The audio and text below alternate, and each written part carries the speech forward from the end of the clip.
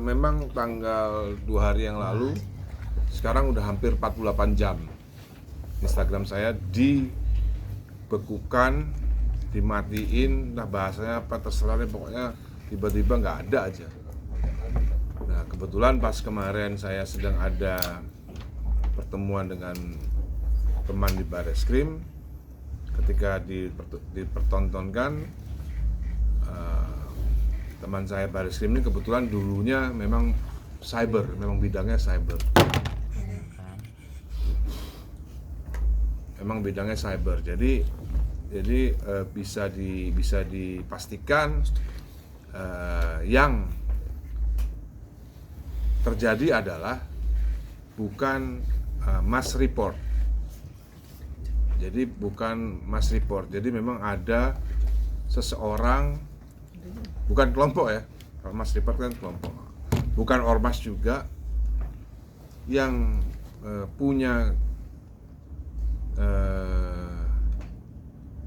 power untuk bisa meminta Instagram untuk men-take down Instagram saya gitu.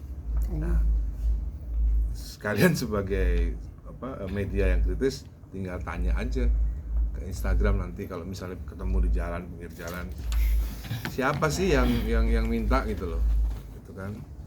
Nah, saya udah karena kemarin dari Bareskrim ini, saya pikir kementerian gitu. Mungkin melalui anak buahnya kementerian, kita kan nggak tahu kan, tapi begitu dicek oleh petinggi, salah satu petinggi di kementerian, tidak ada perintah, karena yang bisa hanya Kementerian Komdigi yang bisa memerintah Instagram untuk men-take down daripada sebuah akun. Jadi kemarin saya mendapatkan konfirmasi bahwa tidak ada dari Kementerian Komdigi yang memerintahkan Instagram untuk men-take down Instagram saya. Jadi ya sekarang tinggal kembali ke pers dan media dan masyarakat, siapa orang ini yang bisa men-take down Instagram saya. Dan menurut Komdigi, Instagram saya sedang direaktivasi. Mudah-mudahan dalam waktu dekat bisa aktif kembali dan seru-seruan lagi kita. Tapi Pak De, menurut Pak De sendiri apa sih alasannya sampai Instagramnya Pak De di take down? Apakah karena Pak De akan membongkar sesuatu? Oh, menurut saya ada kecurigaan itu nggak sih Pak De? Ya pastinya kan bisa dilihat dari tayangan-tayangan konten-konten yang sebelumnya kan, konten-konten sebelumnya kan mengarah pada sebuah pembuktian gitu. Dan ada pihak yang tidak mau ini terbukti benar gitu. Curiganya siapa Pak De? Siapa aja, bisa macam-macam kan, bisa macam-macam. Ya curiganya mereka yang tidak ingin ini terbukti, ya kan? Siapa yang tidak ingin bahwa ini terkuak, ini terbukti bahwa gitu. Jadi kemarin pas ke Mabes udah ketahuan belum sih Pak De, maksudnya kan ini kan bukan mass report ya, Yes. tapi ada salah satu pihak yang mencoba untuk mematikan akun Instagram Pak De gitu. Tapi udah ketahuan belum sih Pak De kemarin tuh? Belum kan Mabes kan nggak ada hubungannya sama Instagram. Ya nggak, maksudnya untuk mendetek gitu kan? Enggak bisa. Itu yang tahu cuman orang Instagram yang tahu. Sudah mencoba hubungi orang Instagram Pak De atau seperti apa? Belum ya, saya rasa nggak perlu ya. Tapi itu kalau media penasaran ya tinggal nanti kalau misal kenal. Saya terus terang nggak kenal sama orang Instagram. Tapi Pak De berarti menduga ada orang besar di balik hilangnya akun Instagram Pak De ini. Ya kalau nggak punya power ya nggak bisa lah. Atau mungkin sahabatnya kali, kita kan nggak ngerti. Pak De, ada kerugian apa sih Pak De?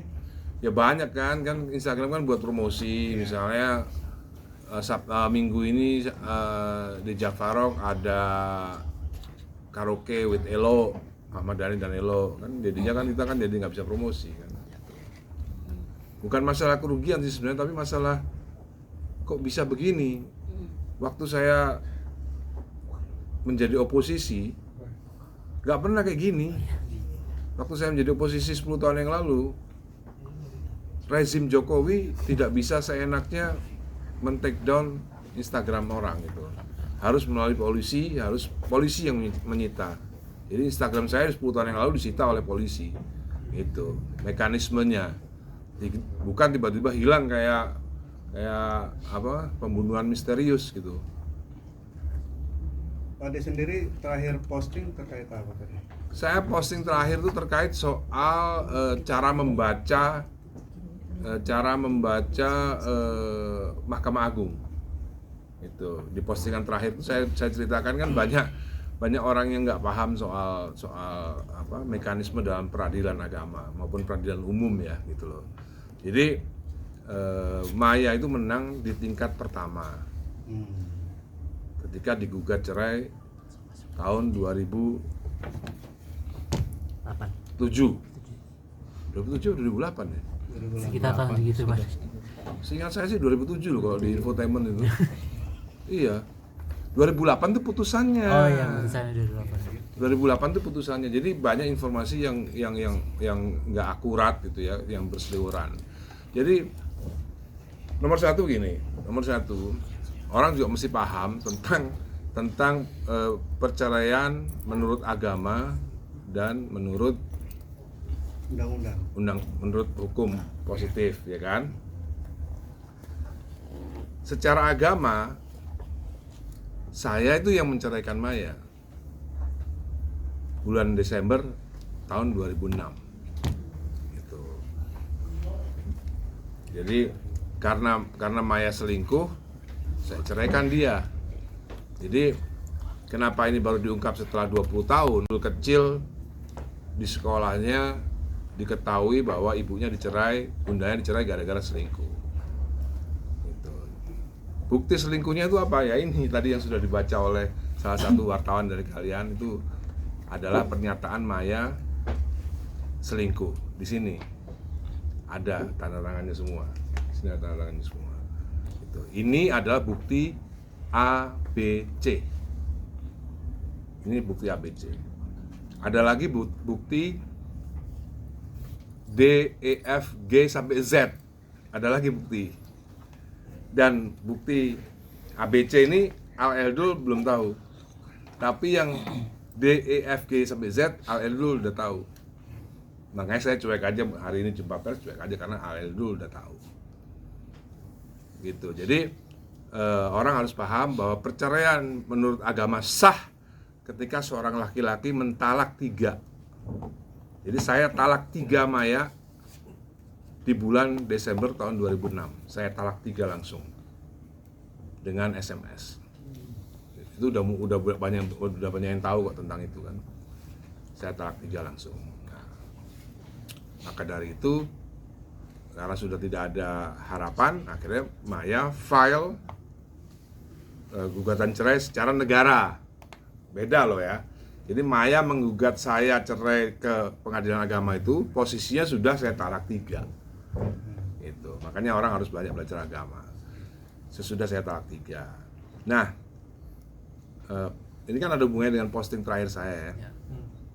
Posting terakhir saya itu menjelaskan bahwa secara tersurat Maya itu kalah. Secara tersurat ya. Tersirat ya. Secara tersirat Maya itu kalah. Karena apa?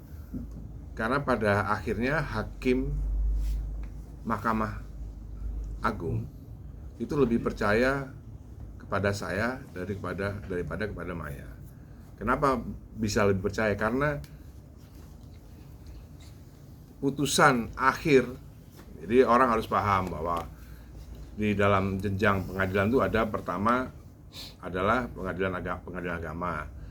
Saya kalah di pengadilan agama, banding, kalah lagi di banding, sampai kasasi ketiga, sampai PK. Nah setelah di PK ini hak asuh itu disebut udah nggak berlaku karena PK ini diterbitkan 2013. Jadi hakim Mahkamah Agung ini bijaksana. Mereka tahu bahwa yang salah ini bundanya.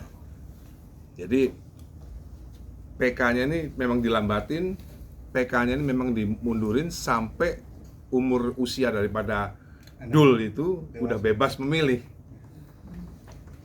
Jadi Kalau orang yang punya logik yang baik pasti paham kenapa kok file gugatannya itu di April 2007 tapi baru diputus sampai PK 2013. Bahkan surat cerainya Maya itu pengacara saya yang ngasih.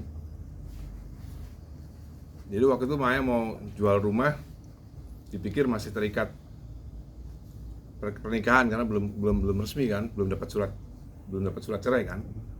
Saya bilang ngapain pakai tanda tangan saya, kan kita udah cerai. Tuh, tapi aku nggak punya surat cerainya. Loh, saya kasih surat cerainya. Gitu. Jadi surat cerainya Maya pun kita yang ngasih 2013. Jadi the whole story ya Maya kalah soal hak asuh anak. Kenapa? Karena keputusan terakhirnya diputuskan 6 tahun setelah file gugatan. Nah, itu yang saya ceritakan dalam Instagram yang terakhir. Menurut saya bukan yang itu. Menurut saya Instagram yang paling ditakuti adalah yang saya meluk Safia dari samping arah Safia nangis itu, karena itu sehari 20 juta view.